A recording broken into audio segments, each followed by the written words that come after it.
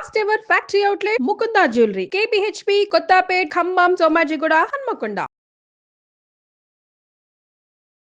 నమస్తే అమ్మా. నమస్తే అమ్మా. అమ్మ, మనకి ఇంట్లో నెగిటివ్ ఎనర్జీ ఉంటే కనుక చిన్నపిల్లలు ఏడవడం ఇట్లాంటివన్నీ జరుగుతూ ఉంటాయి కదా. నెగిటివ్ ఎనర్జీ ఉందని మనకు ఎలా తెలుస్తుంది? అది లేకుండా మనం ఎలాంటి జాగ్రత్తలు తీసుకోవాలమ్మా? అమ్మ, ఈ కాలంలో మనం నెగిటివ్ ఎనర్జీ లాంటి మాటలు మాట్లాడుతున్నాం. పూర్వకాలం ఈ పదాలు వాడలేదు కదా. దానికి ఏమనేవారు? దరిద్రం అనేవారు. అంతే కదా. నువ్వు ఈ పని చేస్తే దరిద్రం. ఆ పదం వాడడానికి మనకి ఇష్టం లేదు. నెగిటివ్ ఎనర్జీ అని చాలా స్టైల్గా మాట్లాడతాం. అంటే ఏది మనకు అక్కర్లేదు అనుకుంటామో, మనం చేసేటటువంటి పనుల్లో ఏ పని చేసినా మనకి దానివల్ల సరైనటువంటి ఫలితం రాకుండా, అనుకున్న దానికి వ్యతిరేక ఫలితం కానీ, ఇంత ప్రయత్నం చేస్తే ఇంతే ఫలితం కానీ వస్తూ ఉన్నప్పుడు ఎంత నా దరిద్రం అండి ఇలా ఉంది, ఎంత కష్టపడ్డా ఇలా ఉంది అనే మాటలు అంటున్నాం.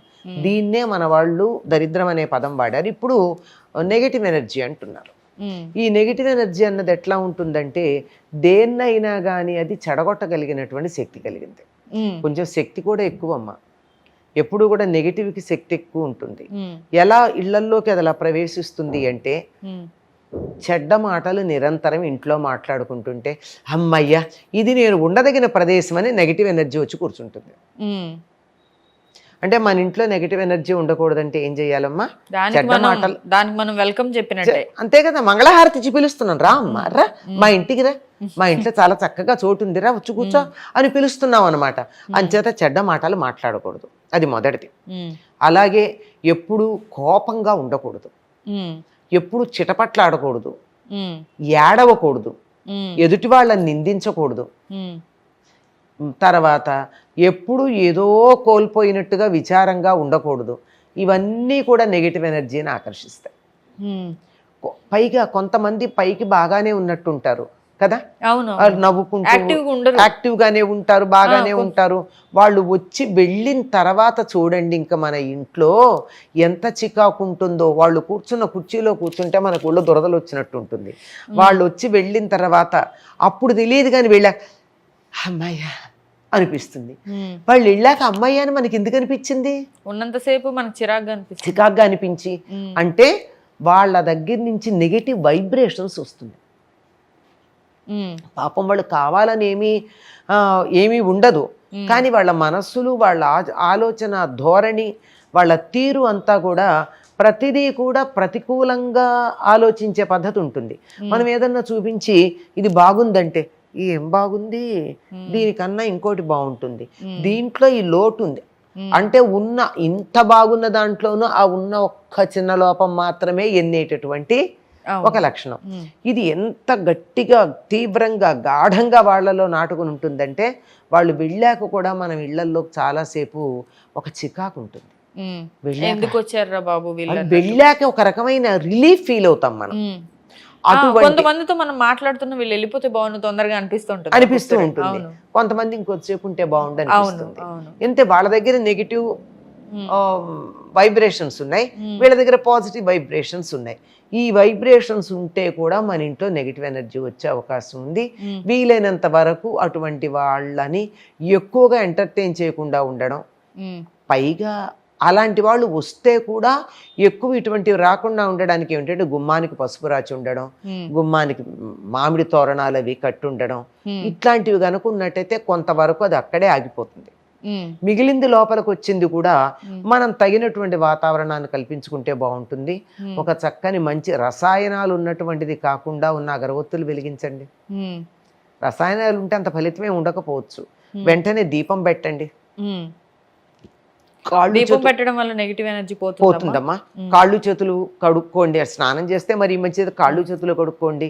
ఇంకా చికాగ్గా అనిపించింది అనుకోండి, ఉప్పు నీళ్లతో ఇల్లంతా శుభ్రం చేయండి. వేసిన నీళ్ళు, అది మన రాళ్ళ ఉప్పు ఉంటుంది కదా, ఆ రాళ్ల ఉప్పు నీళ్లలో వేసి ఆ నీళ్ళంతా ఇంట్లో చల్లి ఆ తర్వాత శుభ్రంగా చేసుకోండి. చాలా వరకు పోతుంది. సాంబ్రాణి లాంటి పొగ వేస్తూ కూడా మంచిది. కానీ సాంబ్రాణి వేయాలంటే కొంచెం కష్టం కదా, మనకి బొగ్గులు కావాలి. సాంబ్రాణి దొరుకుతుంది కానీ బొగ్గులు అవి కాలడం, అవి ఎర్రగా ఉండడం, ఇదంతా పర్వాలేదు. మాకు ఈ చికాక్ కన్నా అది నయం అనిపిస్తే దాన్ని చేయొచ్చు.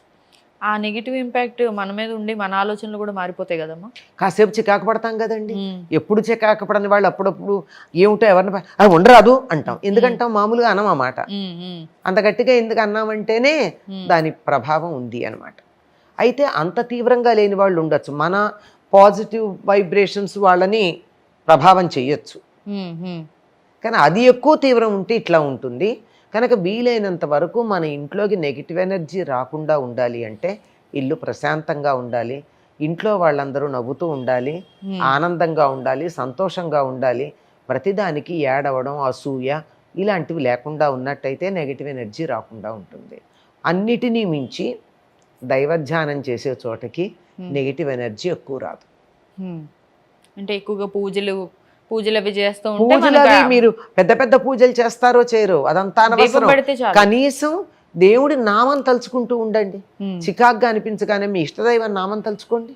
రాముడు ఇష్టం అనుకోండి శ్రీరామ శ్రీరామ శ్రీరామ అనుకోండి. శివుడి ఇష్టం అనుకోండి నమశివాయ నమశివాయ నమశివాయ అనుకోండి. అమ్మవారు అనుకోండి శ్రీమాత్రే నమః శ్రీమాత్రే నమః అనుకోండి. అనుకున్నట్టయితే ఆ వెంటనే అక్కడికక్కడ మనం ఈ ఉప్పు నీళ్లతో చేసింది వాతావరణాన్ని మన కడుక్కుంటే మన శరీరాన్ని శుభ్రం చేస్తే మానసిక స్థాయిలో శుభ్రం చేయగలిగినటువంటిది దైవధ్యానం. అమ్మ, మరి మనకి ఈ నెగిటివ్ ఎనర్జీ ఉందనుకోండి, ఎలా తెలుస్తుంది నెగిటివ్ ఎనర్జీ ఉందని? మనం చికాకు పడడం లాంటివి కాకుండా ఇంకా వేటి ద్వారా మనకు తెలుస్తుంది? వేటి ద్వారా తెలుస్తుందంటే చికాకు ప్రధానం. అందరూ బాగా ఉండేటటువంటి వాళ్ళు కూడా అనవసరంగా చికాకు పడుతూ ఉండడం. చిన్నపిల్లలు ఉంటే బాగా తెలుస్తుందమ్మా. చిన్నపిల్లలు ఏడుస్తూ ఉంటారు. ఎందుకు చికాకు పడుతున్నారు? అన్ని బాగానే ఉన్నా ఏడుస్తూ ఉంటారు. ఏది మొదలు పెట్టినా మనకి పని పూర్తి కాకుండా పోతుంది. అప్పటి వరకు చక్కగా చేసినటువంటి పని మనకి సానుకూలంగా ఫలితాలు ఇచ్చేటటువంటి పని కాస్త ప్రతికూలమైన ఫలితాలు ఇస్తూ ఉంటుంది. ఏది చేసుకున్నా కానీ వ్యతిరేక ఫలితమే. అట్లా ఉన్నప్పుడు మనం దాన్ని గుర్తించాల్సిన అవసరం ఉంటుంది. అసలు ముందు అది లోపలికి రాకుండా ఉండేట్టు చేసే మొట్టమొదటిది గుమ్మాలకు పసుపు రాయండి, పసుపు రాసి కుంకుమ బొట్లు పెట్టండి, మామిడి తోరణాలు కట్టండి. వారానికి ఒకసారి అయినా మామిడాకులు తోరణం కట్టకపోయినా 4 మామిడాకులు తెచ్చి గుమ్మానికి అటు ఇటు పెట్టుకోండి. ఇంట్లో మంచి మొక్కలు పెట్టుకోండి. ప్రధానంగా హనుమంతుడి ఫోటో పెట్టుకున్న ఇంట్లోకి నెగిటివ్ ఎనర్జీ రాదు అంటారు. చాలా మంది పెట్టుకుంటుంటారు కళ్ళ దిష్టి వినాయకుడు అని, అది మళ్ళీ వేరంటారా? అవన్నీ ఏమో కానీ హనుమంతుడు ఉన్న చోటకి నెగిటివ్ రాదండి. హనుమంతుడు శనిని అటువంటి వాటన్నిటిని దమించగలిగినటువంటి వాడు. అందువల్ల అన్నిటికన్నా ప్రధానమైనటువంటిది మొదటిది